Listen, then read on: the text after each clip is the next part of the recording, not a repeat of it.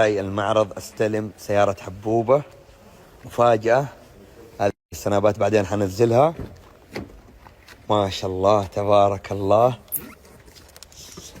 هدية عيد ميلاده يا حبوبة المحبوب الحبيب. لا لا لا لا لا ما حيستلمها، والله ما حيستلمها. شغل عشان نشوف ان انا اول واحد من ركبها، انا واحد مشغلها. ما شاء الله يستاهل. زينت له السيارة. لازم ابو داود يكون معانا مشارك، لازم.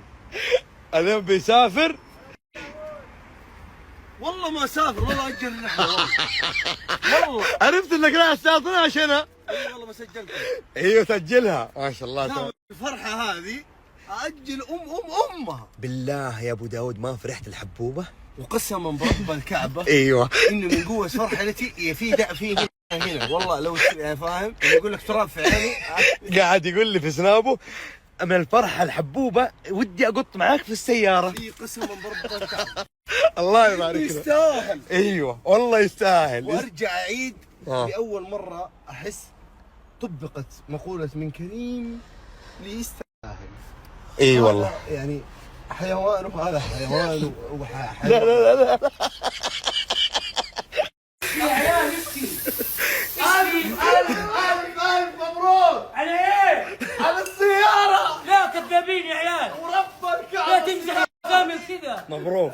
لا والله ألف مبروك ألف مبروك ألف مبروك. تستاهل السيارة يا حبوبة، وهذه قليلة في حقك. أنت رجال معايا، وهذا والله العظيم شيء بسيط أعطيتك إياه قسما بالله. شيء من خاطر تامر لك، وله 3 أسابيع يجهز. قسما بالله. أمسك كاملة تعال. لك لكسس آخر موديل. يا عمري والله يستاهل. كيف تبكي يا اخوي؟ اخوي انت حبوبه. لا ابغاك تفرح مو تبكي يا اخوي. حبوبه والله حبيبي يا حبوبه. قسما بالله انك تعال يا اخوي تعال. هذا يعني انا دحين كذا. ايش ليه دحين كذا؟ عيب عليك. طب ما قلت لك اقول لك ايش يا حبوبه؟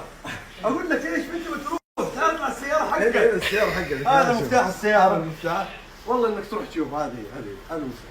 اركب السيارة، خلينا نفرح فيك يا اخي على الاقل. روح اركب طب كثير هذا عليك. والله ما في شيء كثير عليك حقك. والله يا حبوبه احلى هدية جاتك من احلى اخ لك. والله